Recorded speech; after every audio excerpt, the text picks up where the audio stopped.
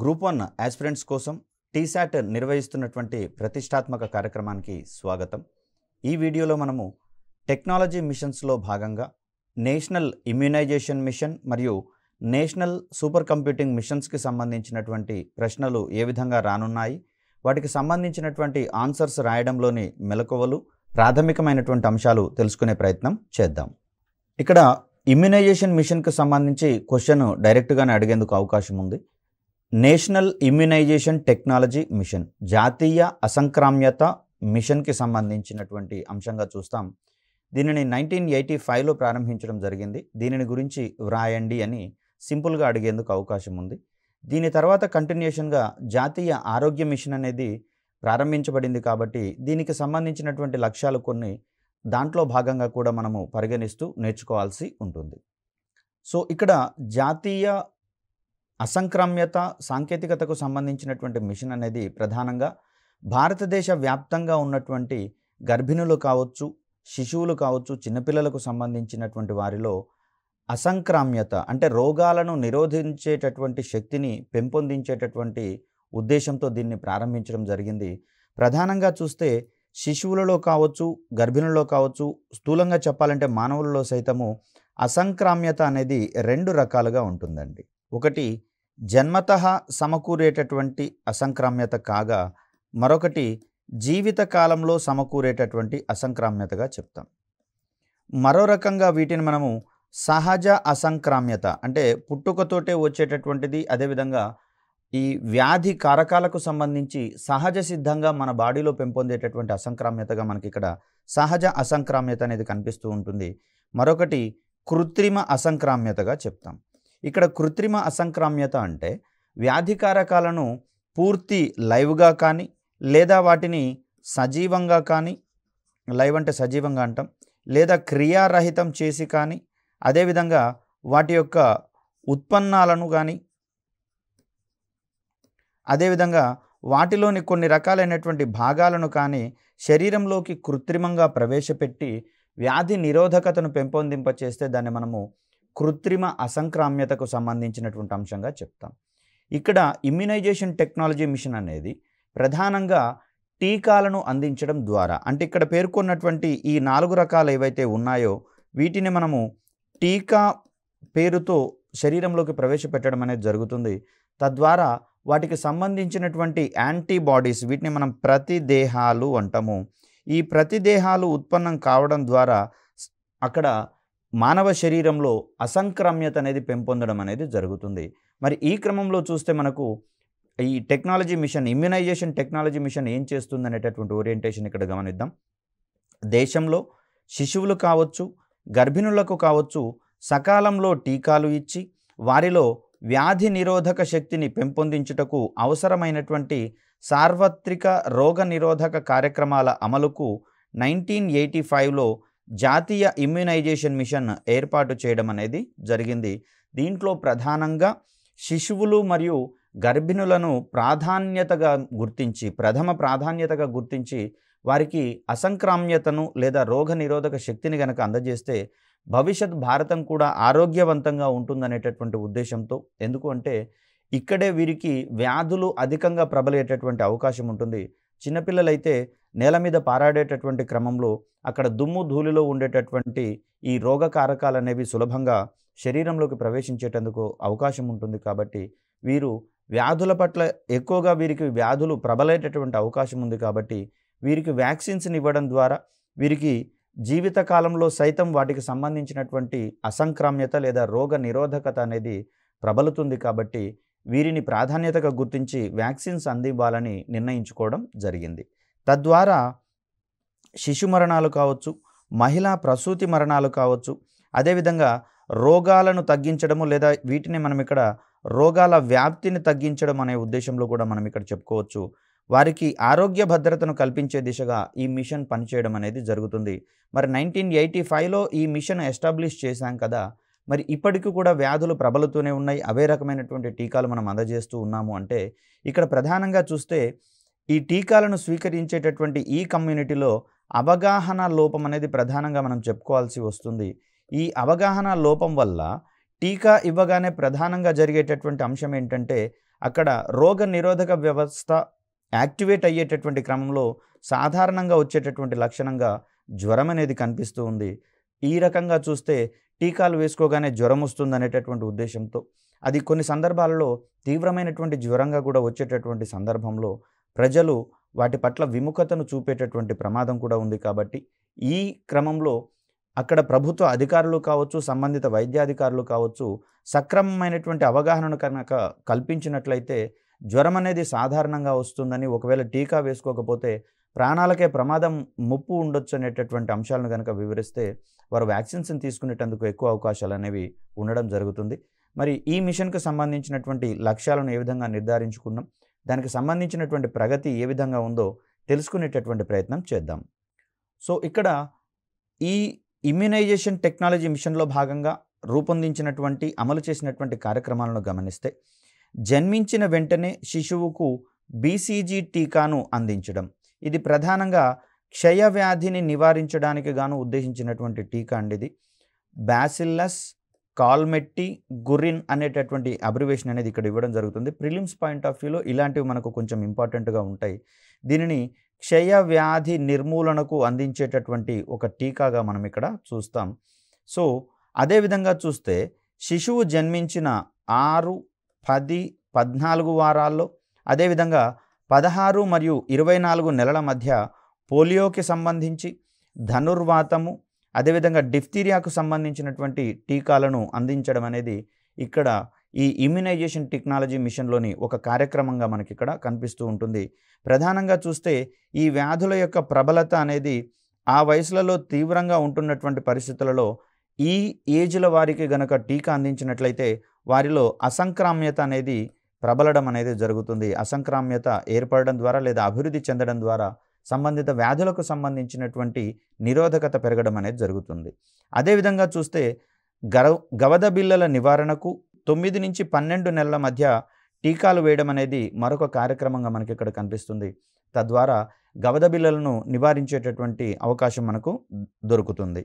అదేవిధంగా చూస్తే 5 సంవత్సరాల లోపు పిల్లల్లో డిఫ్తీరియా నివారణకు సంబంధించినటువంటి టీకాలు అందించడం, మరొకటి చూస్తే 10 నుండి 16 సంవత్సరాల వయసులో ధనుర్వాతాన్ని నివారించేటటువంటి టీకాలను వేయడం అనేటటువంటిది ఇక్కడ మనకు ప్రధానంగా ఇమ్యునైజేషన్ టెక్నాలజీ మిషన్లో రూపొందించి అమలుపరిచేటటువంటి కార్యక్రమాలుగా మనకి ఇక్కడ కనిపిస్తూ ఉన్నాయి. మరి ఇక్కడ ఇమ్యునైజేషన్ టెక్నాలజీ మిషన్లో కార్యక్రమాలను చూసాం. మరి వాటికి సంబంధించినటువంటి ఫలితాలు ఏ విధంగా ఉన్నాయి అనేటటువంటి ఓరియంటేషన్ గమనిస్తే ఈ మిషన్ సక్రమంగా అమలయ్యింది లేనిది మనకి ఇక్కడ తేటతెల్లం కావడం అనేది జరుగుతుంది. దీంట్లో భాగంగా చూస్తే తట్టు, పోలియోలతో పాటు మిగిలిన వ్యాధుల నివారణ టీకాల ఉత్పత్తిలో భారత్ స్వయం సమృద్ధి సాధించడం అనేది జరిగింది. ప్రధానంగా చూస్తే ప్రారంభ కాలంలో భారతదేశంలో పోలియో వ్యాధి అత్యధికంగా ఉన్నటువంటి దేశాల జాబితాలో భారత్ ఘనమైనటువంటి స్థితిలోనే ఉండేది. ఇది టాప్ కంట్రీస్ జాబితాలో ఉన్నటువంటి పరిస్థితి మనకు కనిపిస్తూ ఉంది. సో ఈ క్రమంలో చూస్తే సంబంధిత వ్యాధులకు సంబంధించినటువంటి టీకాలను అభివృద్ధి చేసేటటువంటి నిపుణులతో చర్చించి అందుకు అనువైనటువంటి కార్యక్రమాలను రూపొందించుకోవడం జరిగింది భారతదేశం. దీంట్లో భాగంగా చూస్తే ప్రధానంగా టీకాలను స్వదేశీయంగానే ఉత్పత్తి చేయాలనేటటువంటి డెసిషన్ తీసుకోవడం జరిగింది. తద్వారా విదేశీ శక్తుల యొక్క దుష్ప్రభావాల నుంచి తప్పుకోవడానికి మనకు ఎక్కువ ఆస్కారం అనేది జరుగుతుంది. ఇటీవల కోవిడ్కి సంబంధించినటువంటి టీకాల ఉత్పత్తిలో మిగిలినటువంటి ప్రపంచ దేశాలు భారతదేశానికి కోవిడ్ టీకాకు సంబంధించినటువంటి ముడి సరుకును అందించడానికి నిరాకరించిన సంగతి మనందరికీ తెలిసిందే. మరి అలాంటి సందర్భాలలో స్వదేశీయంగానే టీకాను గనక ఉత్పత్తి చేస్తే అవి ఏ పరిస్థితుల్లోనైనా సహాయ నిరాకరణ చేసినటువంటి పరిస్థితులలో మనకు ఎటువంటి ఇబ్బందులు అనేవి కలగదు. మరొక అంశం ఏంటంటే టీకాలను గనక స్వదేశీయంగా ఉత్పత్తి చేస్తూ భారతదేశ ప్రజలకు అవసరమైనటువంటి టీకాలను అందజేయడమే కాకుండా మిత్ర దేశాలకు సైతం వాటిని గనక అందించినట్లయితే ఆయా దేశాల మధ్య సోదరభావం అనేది పెంపొందడం మనకు తెలిసినటువంటి విషయమే. అదేవిధంగా చూస్తే దేశీయంగానే పోలియో టీకా ఉత్పత్తి, ఇప్పటికే మనందరికీ తెలుసు పోలియో వ్యాధి భారతదేశం నుంచి నిర్మూలించబడినట్లుగా మనకు తెలుస్తోంది. దీనికి ప్రధాన కారణంగా టీకాలను స్వదేశీయంగానే గనక మనం ఉత్పత్తి చేసుకుంటే అవసరమైనటువంటి వారికి వాటిని సకాలంలో అందజేసి ఆయా వ్యాధుల నిర్మూలనకు విశేషమైనటువంటి కృషి జరిపేటటువంటి వీలుంటుంది. విదేశాల మీద ఆధారపడినట్లయితే అవి మన దేశానికి వచ్చేసరికి వ్యాధి యొక్క తీవ్రత అనేది ప్రబలినట్లయితే మానవ ప్రాణ నష్టాలకు ఎక్కువగా గురయ్యేందుకు అవకాశం ఉంటుంది. కాబట్టి ఇక్కడ స్వదేశీయంగానే టీకాలను ఉత్పత్తి చేయాలనేటటువంటి సదుద్దేశం మనకి ఇక్కడ కనిపిస్తూ ఉంది. అదేవిధంగా చూస్తే ఈ మిషన్ అమలు చేయడం వలన 1985లో 97గా ఉన్నటువంటి శిశు మరణాలు, అంటే 1000 మందికి వీటిని లెక్కగా చూస్తాము. 1000 మందికి 97గా ఉన్నటువంటి శిశు మరణాలు 1990 నాటికి, అంటే 5 సంవత్సరాల కాలం నాటికే 80కి తగ్గిపోవడం అనేది మనకి ఇక్కడ చూస్తూ ఉన్నాం. అదే లక్షలలో చూస్తే చాలా ఎక్కువ మంది పిల్లలను వారి యొక్క ప్రాణాలను కాపాడిన వారిగా మనకి ఇక్కడ కనిపిస్తూ ఉంది. అదేవిధంగా 2008, 2009 నాటికి చూస్తే ఇది కేవలం 55కు పరిమితం కావడం అనేది జరిగింది. 2010లో ఈ సంఖ్య 47కు, 2011 నాటికి 44కు తగ్గినట్లుగా మనకి ఇక్కడ సర్వేలు అనేవి రిపోర్ట్స్ ద్వారా తెలియజేయడం జరుగుతుంది. అదేవిధంగా 2020 గణాంకాల ప్రకారం చూస్తే శిశు మరణాల రేటు ప్రస్తుతం 29.7 ఉన్నట్లుగా మనకి ఇక్కడ కనిపిస్తూ ఉంది. మరి ఇది భారతదేశం ఇమ్యునైజేషన్ టెక్నాలజీ మిషన్ని ప్రారంభించి అమలు చేయడం ద్వారా వచ్చినటువంటి గణనీయమైనటువంటి పురోగతిగా మనకి ఇక్కడ కనిపిస్తూ ఉంది. మరొక ప్రధానమైనటువంటి అంశం ఏంటంటే, ఇక్కడ టెక్నాలజీ మిషన్స్కి సంబంధించినటువంటి డేటాని రాసేటప్పుడు, అంటే దానికి సంబంధించినటువంటి గణాంకాలను అందించేటటువంటి క్రమంలో వెరీ రీసెంట్ ఇది రాయాల్సి ఉంటుందా, అవసరం లేదా అనే సందేహం ఒకటి అభ్యర్థులకు వచ్చే అవకాశం ఉంది. దీంట్లో వాస్తవానికి ఆ టెక్నాలజీ మిషన్ ప్రారంభించిన నాటి గణాంకాలు, అదేవిధంగా అది ఎంతకాలం వరకు అమలు చేయబడిందో చూసి ముగిసే సమయానికి ఉన్నటువంటి గణాంకాలను రాస్తే సరిపోతుంది. కానీ ఇమ్యునైజేషన్ టెక్నాలజీ మిషన్కి సంబంధించి మనకు దీన్ని జాతీయ ఆరోగ్య మిషన్లో అంతర్భాగంగా చేశాము. అది ఇంకా కంటిన్యూ అవుతూనే ఉంది. కాబట్టి దీనికి సంబంధించినటువంటి వెరీ రీసెంట్ గణాంకాలను సైతం మనం ఉపయోగించుకునేటందుకు వీలుంది. మిగిలిన వాటి విషయంలో మాత్రము ప్రారంభమైనటువంటి సమయంలోని గణాంకాలు, అదేవిధంగా ఆ మిషన్ ఎండ్ పూర్తయినటువంటి సమయానికి ఉన్నటువంటి గణాంకాలను కంపేర్ చేస్తూ అభివృద్ధిని మనము పోల్చేటటువంటి క్రమాన్ని చూడవచ్చు. ఈ కార్యక్రమానికి కొనసాగింపుగా 2005లో జాతీయ ఆరోగ్య మిషన్, దీన్నే మనము నేషనల్ హెల్త్ మిషన్గా పేర్కొంటూ ఉంటాం. దీంట్లో భాగంగా మరి 2 మిషన్స్ అనేవి స్టార్ట్ చేయడం జరిగింది. నేషనల్ రూరల్ హెల్త్ మిషన్ ఒకటి కాగా national urban health machine. So ఇవి ప్రధానంగా పల్లె ప్రాంతాలు, పట్టణ ప్రాంతాలకు సంబంధించినటువంటి ప్రజలలో అసంక్రామ్యతను పెంపొందింపచేసేటటువంటి కార్యక్రమాలుగా మనకి ఇక్కడ కనిపిస్తూ ఉంటాయి. సో ఇమ్యునైజేషన్ టెక్నాలజీ మిషన్ కాలక్రమంలో ఏ విధంగా మారింది అనే ఓరియంటేషన్లో కూడా మనకు క్వశ్చన్ వచ్చే అవకాశం ఉంది. దీనికి సమాధానంగా మనం ఇక్కడ జాతీయ ఆరోగ్య మిషన్ని పేర్కొంటాము. ఇది 2005లో ఏర్పాటైనటువంటి కార్యక్రమంగా మనకు తెలుస్తుంది. దీంట్లో చూస్తే ప్రధానంగా 5 సంవత్సరాల లోపు పిల్లల్లో తరచుగా వ్యాపించేటటువంటి 7 రకాల వ్యాధులు, ఇవి క్షయ, పోలియో, డిఫ్తీరియా, కోరింత దగ్గు, ధనుర్వాతం, మీజిల్స్ మరియు హెపటైటిస్ బి. ఈ వ్యాధులు అనేవి ప్రధానంగా 5 సంవత్సరాల పిల్లల్లో ఎక్కువగా వచ్చేందుకు అవకాశం ఉంటుంది. కాబట్టి 5 సంవత్సరాల లోపు వయసు ఉన్నటువంటి పిల్లల్లో ఎక్కువగా వచ్చేటటువంటి అవకాశం ఉంది. కాబట్టి ఆ వయసులో వారికి టీకాలను గనక అందజేస్తే వారికి ఈ వ్యాధుల పట్ల నిరోధకత అనేది ప్రబలుతుంది, కాబట్టి పెరుగుతుంది. కాబట్టి వీటిని 5 సంవత్సరాల లోపు పిల్లలకు అందించాలని లక్ష్యంగా నిర్ధారించుకోవడం జరిగింది. అదేవిధంగా చూస్తే త్వరలో మీజిల్స్కి సంబంధించి 2వ డోసు, అదేవిధంగా ఇన్ఫ్లుయెంజా బి మరియు న్యూమోకోకల్ వ్యాధులకు సంబంధించినటువంటి టీకాలను కూడా అందజేయాలనేటటువంటి అంశము మనకి ఇక్కడ జాతీయ ఆరోగ్య మిషన్లో భాగంగా పేర్కొనడం జరిగింది.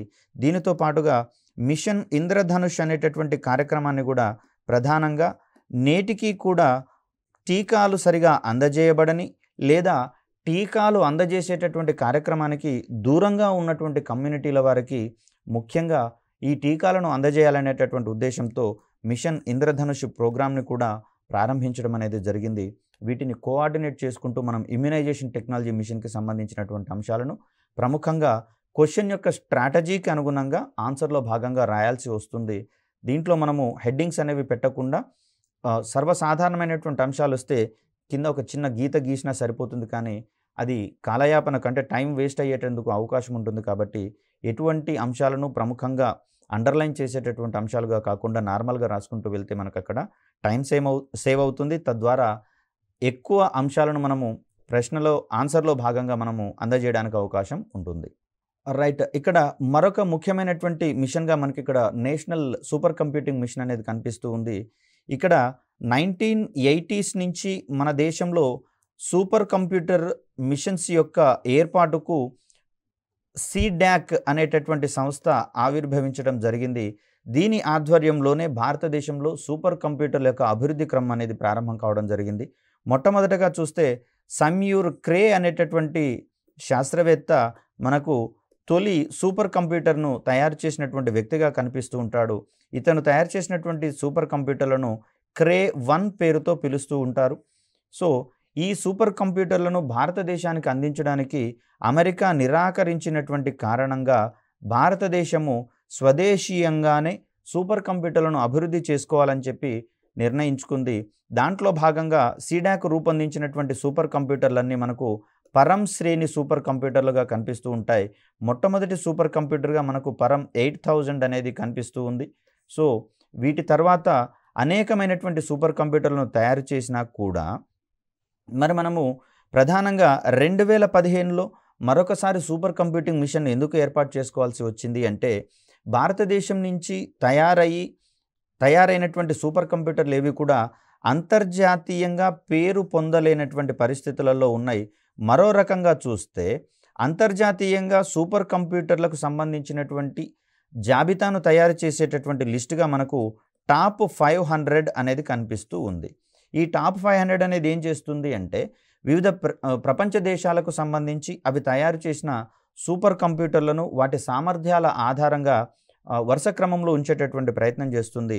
నేటికి కూడా చూస్తే USA అండ్ చైనా ఇవి రెండు కూడా సూపర్ కంప్యూటర్ల రంగంలో గుత్తాధిపత్యాన్ని వహిస్తున్నట్లుగా మనకి ఇక్కడ కనిపిస్తుంది. టాప్ 500 కంట్రీస్ జాబితాను చూస్తే ఒక సంవత్సరం USA టాప్లో ఉంటుండగా మరో సంవత్సరం చైనా అనేది టాప్లో ఉంటుండడం జరిగింది.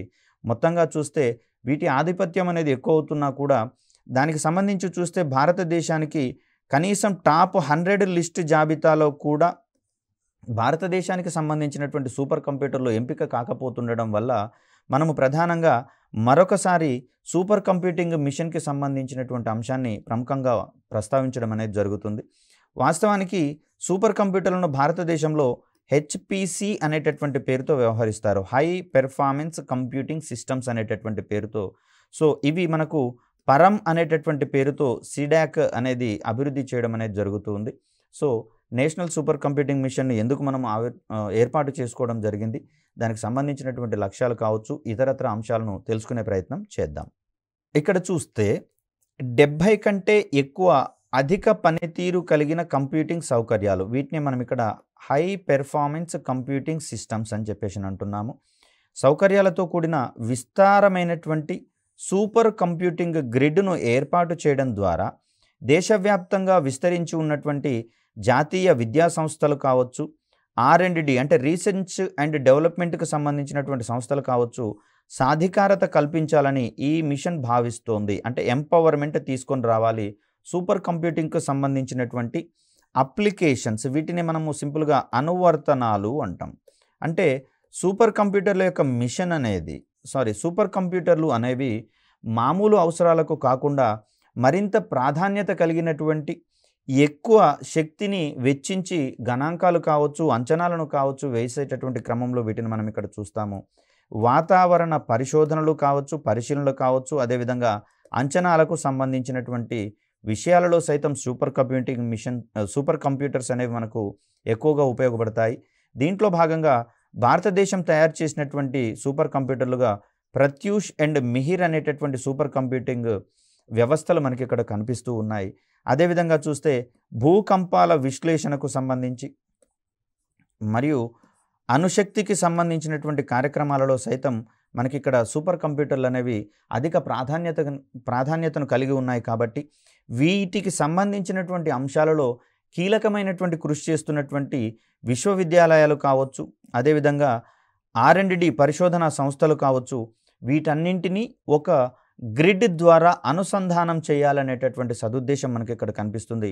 అది కూడా 70 కంటే అధికమైనటువంటి సూపర్ కంప్యూటింగ్ సౌకర్యాలతో కూడిన ఒక గ్రిడ్. దీన్నే మనం భారతదేశ వ్యాప్తంగా నేషనల్ నాలెడ్జ్ నెట్వర్క్ అనేటటువంటి అంశంగా మనం ఇక్కడ చూస్తాం. దీంట్లో భాగంగా 100కు పైగా లేదా 100 వరకు విద్యా సంస్థలను కావచ్చు, పరిశోధనా సంస్థలను కావచ్చు పరస్పరం అనుసంధానించడం. అదేవిధంగా 1000 వరకు యాక్టివ్ రీసెర్చర్స్ అంటే ఇంకా పరిశోధనలో నిమగ్నమై ఉన్నటువంటి వ్యక్తులను వీటితో అనుసంధానించాలనేటటువంటి ఉద్దేశంతో ఎన్కేఎన్ నేషనల్ నాలెడ్జ్ నెట్వర్క్ అనేటటువంటి దాన్ని మనం ఇక్కడ ఎస్టాబ్లిష్ చేసుకోవడం జరిగింది. సో ఇలా చూస్తే ఈ సూపర్ కంప్యూటర్లన్నీ అంటే ఈ 70కి పైగా ఏర్పాటు చేసినటువంటి సూపర్ కంప్యూటర్లన్నీ నేషనల్ నాలెడ్జ్ నెట్వర్క్ ద్వారా నేషనల్ సూపర్ కంప్యూటింగ్ గ్రిడ్కు అనుసంధానం చేయబడతాయి. తద్వారా వారు చేసినటువంటి పరిశోధనలకు సంబంధించినటువంటి ప్రాథమిక అంశాలు కావచ్చు, అత్యాధునికమైనటువంటి అంశాలు కావచ్చు, ఒకరితో ఒకరు పంచుకోవడానికి అవకాశం ఉంటుంది. తద్వారా అదే అంశంలో సంబంధితమైనటువంటి అంశంలో మరికొందరు పరిశోధన చేసేటటువంటి అవసరం లేకుండా నివారించబడుతుంది. తద్వారా అమూల్యమైనటువంటి సమయం అనేది ఎక్కువ మొత్తంలో ఆదా కావడం అనేది జరుగుతుంది. సో ఇక్కడ అకాడమిక్ మరియు R&D సంస్థలు, అదేవిధంగా కీలకమైనటువంటి ప్రభుత్వ విభాగాలు, అదేవిధంగా మంత్రిత్వ శాఖలు సైతము ఈ సౌకర్యాలను ఉపయోగించి జాతీయ ప్రాధాన్యత కలిగినటువంటి అనువర్తనాలను అభివృద్ధి చేయడం మనం ఇక్కడ గమనించవచ్చు. ప్రధానంగా చూస్తే కోవిడ్ పాండమిక్ ప్రబలినటువంటి క్రమంలో అనేకమైనటువంటి సంస్థలు టీకా ఉత్పత్తి మీద ప్రధానంగా దృష్టి సారించడం అనేది జరిగింది. దీంట్లో భాగంగా కోవిడ్కి సంబంధించినటువంటి లక్షణాల మీద అవి విశేషమైనటువంటి పరిశోధనలు చేశాయి. ఈ లక్షణాల ఆధారంగా వాటికి వ్యతిరేకంగా ఉండేటటువంటి పదార్థాలు ఏవి అనేటటువంటి అంశంలో కూడా అధిక పరిశోధనలు జరిగాయి. మరి ఈ క్రమంలో ఒక్కొక్క సంస్థ తనదైనటువంటి శైలిలో పరిశోధనలు చేసేటటువంటి క్రమంలో గమనించినటువంటి అంశాలను ఈ గ్రిడ్కి అనుసంధానించినటువంటి వ్యవస్థల ద్వారా ఒకరితో ఒకరు పంచుకున్నప్పుడు వాటికి సంబంధించినటువంటి ఆలోచనలను సైతం వారు పంచుకునేందుకు అవకాశం ఉంది. తద్వారా వినూత్నమైనటువంటి ఆవిష్కరణలు మానవాళికి అందేటటువంటి అవకాశం ఉంది. అదేవిధంగా టీకాను ఉత్పత్తి చేసిన తర్వాత క్లినికల్ ట్రయల్స్ను సైతము నిర్వహించాల్సి వస్తుంది. మరి ఇలాంటి సందర్భాలలో ఆ క్లినికల్ ట్రయల్స్లో భాగంగా రోగుల యొక్క శరీరాలలో ఏర్పడేటటువంటి మార్పులను నిరంతరం గమనించాల్సి వస్తుంది. అదేవిధంగా ఆ మార్పు చేర్పుల విషయంలో దుష్ప్రభావాలు గనక, సైడ్ ఎఫెక్ట్స్ గనక వచ్చినట్లయితే వాటిని వెంటనే నివారించడానికి అవసరమైనటువంటి వ్యవస్థలను ఏర్పాటు చేసుకోవాల్సి వస్తుంది. కాబట్టి వీటన్నిటికీ సంబంధించినటువంటి అంశాలను మానవ ప్రమేయంతో గనక అబ్జర్వ్ చేయాల్సి వస్తే ఎక్కువ సమయం పట్టేందుకు అవకాశం ఉంది. అదే హై పెర్ఫార్మెన్స్ ఉన్నటువంటి, అధిక సామర్థ్యం ఉన్నటువంటి సూపర్ కంప్యూటర్ల ద్వారా అయితే తక్కువ సమయంలోనే వీటన్నిటిని మనం సకాలంలో పూర్తి చేసేందుకు అవకాశం ఉంటుంది. అదేవిధంగా చూస్తే ఈ అప్లికేషన్ల అభివృద్ధిలో ఎదురయ్యేటటువంటి సవాళ్లను ఎదుర్కోవడానికి తిరిగి హై పెర్ఫార్మెన్స్ కంప్యూటింగ్ రంగంలో అత్యంత వృత్తిపరమైనటువంటి అవగాహన కలిగిన మానవ వనరులను అభివృద్ధి చేయాలని ఈ మిషన్ లక్ష్యంగా నిర్దేశించుకోవడం జరిగింది. దీంట్లో భాగంగా 11,000 మంది హై పెర్ఫార్మెన్స్ కంప్యూటింగ్ రంగంలో నిపుణులైనటువంటి మానవ వనరులను తయారు చేయాలనేటటువంటిది ఇది ప్రధానమైనటువంటి లక్ష్యంగా నిర్దేశించుకోవడం జరిగింది. మరికొన్ని అంశాలను గమనిద్దాం. ప్రధానంగా నేషనల్ సూపర్ కంప్యూటింగ్ మిషన్ను department of science and technology, అదేవిధంగా department of electronics and information technology, సింపుల్గా డైటీ అంటాం దీన్ని మనం, సంయుక్తంగా 7 ఏళ్ల వ్యవధిలో అమలు చేయడం అనేది మనకి ఇక్కడ కనిపిస్తుంది. దీనికి సంబంధించినటువంటి అంచనా వ్యయము 4,500 కోట్ల రూపాయలు. ఇది ముఖ్యంగా చూస్తే 3 ఫేజ్లలో స్థాపించడం అనేది కనిపిస్తూ ఉందండి. ఇక్కడ ఫేజ్ 1కి గనక గమనిస్తే 30% వాల్యూ అడిషన్ అంటాం. అంటే ఉన్నటువంటి వ్యవస్థలకు అదనంగా మరికొన్ని వ్యవస్థలను గనక మనం ఏర్పాటు చేసినట్లయితే దాన్ని మనము వాల్యూ అడిషన్గా చెప్తాము.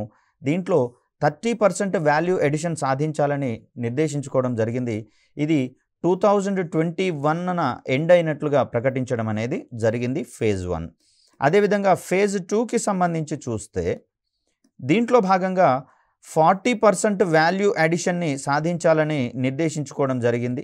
అంటే ఉన్నటువంటి వ్యవస్థలను మరింత ఆధునికీకరించడం కావచ్చు, లేదా రీసెర్చ్ అండ్ డెవలప్మెంట్ ద్వారా వచ్చినటువంటి అంశాల ఆధారంగా వాటిని అప్గ్రేడ్ చేసుకునేటటువంటి అంశాలు ఇక్కడ మనకు కనిపిస్తూ ఉంటాయి. లేదా పూర్తిగా కొత్త సాంకేతికతను ఏర్పాటు చేసుకోవడం అనేది కూడా మనకి ఇక్కడ కనిపిస్తూ ఉంది. అదేవిధంగా ఇది ఏప్రిల్ 2021న ప్రారంభించబడినట్లుగా మనకి ఇక్కడ కనిపిస్తూ ఉంది. మొత్తంగా చూస్తే ఫేజ్ 3 అనే దాన్ని కూడా ప్రారంభించాలని ఏప్రిల్ 2021న నిర్ణయించుకోవడం అనేది జరిగింది. సో దీంట్లో భాగంగా మొత్తంగా చూస్తే 85% స్వదేశీ ఉత్పత్తిని లక్ష్యంగా నిర్ధారించుకోవడం జరిగింది నేషనల్ సూపర్ కంప్యూటింగ్ మిషన్లో భాగంగా. దీనికి సంబంధించినటువంటి ఇతర లక్ష్యాలను చూద్దాం. సూపర్ కంప్యూటింగ్ రంగంలో భారతదేశాన్ని ప్రపంచ అగ్రగామిగా మార్చడం. మొత్తంగా మొన్నటికి మొన్న చూస్తే వెరీ తాజా ఇన్ఫర్మేషన్ ప్రకారము ప్రత్యూష్ మరియు మిహిర్ మరియు పరం సిద్ధి అనేటటువంటిది ఇదొక ఆర్టిఫిషియల్ ఇంటెలిజెన్స్ని బేస్ చేసుకుని రూపొందించినటువంటి సూపర్ కంప్యూటర్గా మనకి ఇక్కడ కనిపిస్తుంది. ఇది 2020 నవంబర్లో వచ్చినటువంటి టాప్ 500 లిస్టులో 62 ప్లేస్లో మనకి ఇక్కడ కనిపిస్తుంది. టాప్ 100 లిస్టులో స్థానాన్ని సంపాదించినటువంటి ఏకైక సూపర్ కంప్యూటర్గా భారత్ తరఫు నుంచి పరం సిద్ధి అనేది కనిపిస్తుంది. మరి ప్రత్యూష్ అండ్ మిహిర్ అనేవి టాప్ 500 ప్లేస్లో ఇవి రావడం అనేది జరిగింది. మరి ఈ క్రమంలో చూస్తే మనం ప్రధానంగా 3ని మాత్రమే చెప్పుకోవాల్సి వస్తుంది. మరి అమెరికా, చైనా వంటి దేశాలు 100కు పైగా సూపర్ కంప్యూటర్లను ఏటా ఈ టాప్ 500 లిస్టులో ప్లేస్ను సంపాదించుకుంటూ ఉండగా మరి 3 మాత్రమే ఉన్నటువంటి భారతదేశం ఇంకెంత కష్టపడాలో మనకి ఇక్కడ తేటతెల్లం కావడం జరుగుతుంది. సూపర్ కంప్యూటింగ్ రంగంలో భారతదేశాన్ని ప్రపంచ అగ్రగామిగా మార్చడం, దానితో పాటుగా జాతీయ మరియు ప్రపంచ ప్రాధాన్యత గల పలు సమస్యలను పరిష్కరించడంలో భారతదేశ సామర్థ్యాన్ని పెంపొందించడం. ఈ క్రమంలోనే మనకు జపాన్ వంటి సాంకేతికతలో అగ్రగామి దేశాల తర్వాత మనకు పూర్తి స్థాయిలో వాతావరణ పరిశోధనకు ఒక సూపర్ కంప్యూటర్ని ఏర్పాటు చేసుకుంటున్నటువంటి దేశంగా మనకి ఇక్కడ భారతదేశం అనేది ఖ్యాతి వహించడం అనేది జరిగింది. అదేవిధంగా చూస్తే మన శాస్త్రవేత్తలు మరియు పరిశోధకులకు అత్యాధునికమైనటువంటి సూపర్ కంప్యూటింగ్ సౌకర్యాలతో సాధికారత కల్పించి వారు అత్యాధునిక పరిశోధనలు చేసేందుకు వీలు కల్పించడము. ప్రధానంగా చూస్తే భారతదేశంలో మౌలిక వసతుల లేమి అనేటటువంటిది మనకు R&D రంగంలో అధికంగా కనిపిస్తూ ఉందండి. దీనికి ప్రధానమైనటువంటి కారణంగా కేవలం ప్రభుత్వ వ్యయం మాత్రమే ఇక్కడ మనకు కనిపిస్తూ ఉంది. ప్రైవేట్ రంగం యొక్క వ్యయం అనేది మనకు ఎక్కువగా కనపడతలేదు. దీంట్లో భాగంగా GERD gross expenditure in research and డెవలప్మెంట్కి సంబంధించి చూస్తే ప్రైవేట్ రంగం యొక్క వాటా చాలా తక్కువగా ఉన్నట్లుగా మనకి ఇక్కడ కనిపిస్తుంది. అందుకనే science and technology and innovation policy 2013లో భాగంగా ఇక్కడ ఈ గెర్డ్ అంటాం దీన్ని, gross expenditure in research and development, దీంట్లో భాగంగా దీన్ని 2% పెంచాలని, అందుకు అనుగుణంగా ప్రైవేటు సంస్థల యొక్క భాగస్వామ్యాన్ని గణనీయంగా పెంచాలనేటటువంటి ఉద్దేశాన్ని అక్కడ ప్రకటించడం అనేది జరిగింది. అదేవిధంగా సూపర్ కంప్యూటింగ్ రంగంలో పెట్టుబడులను ఆశించిన స్థాయిలో రాబట్టడము. ఇంకా చూస్తే మన యొక్క పెర్ఫార్మెన్స్ కొంచెం తక్కువగా ఉన్నట్లుగా మనకి ఇక్కడ కనిపిస్తుంది. కాబట్టి అక్కడ ఆధునిక రంగాల పట్ల గణనీయమైనటువంటి అభివృద్ధిని గనక సాధిస్తేనే మనకు పెట్టుబడులు వచ్చేందుకు అవకాశం ఉంటుంది. కాబట్టి సూపర్ కంప్యూటింగ్ రంగాన్ని ఈ విషయంలో అగ్రగామిగా నిలబెట్టినప్పుడు మాత్రమే మనకు పెట్టుబడులు వచ్చేందుకు అవకాశం ఉంటుంది. అందుకు అవసరమైనటువంటి కార్యక్రమాలను రూపొందించి అమలు చేసేటటువంటి బాధ్యతను నేషనల్ సూపర్ కంప్యూటింగ్ మిషన్ తన మీద ఉంచుకోవడం జరిగింది.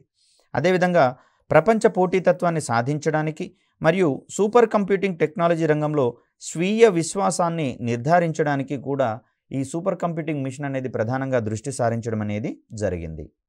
అదేవిధంగా చూస్తే ఇక్కడ సూపర్ కంప్యూటింగ్ రంగంలో ఎంత అభివృద్ధి సాధించాలని ఉన్నా కూడా కొన్ని మౌలిక వసతులకు సంబంధించి కావచ్చు, అదేవిధంగా నిపుణులైనటువంటి మానవ వనరులు లేకపోవడం కావచ్చు, వీటన్నిటి కారణాల వల్ల కొంత కుంటుపడుతుంది.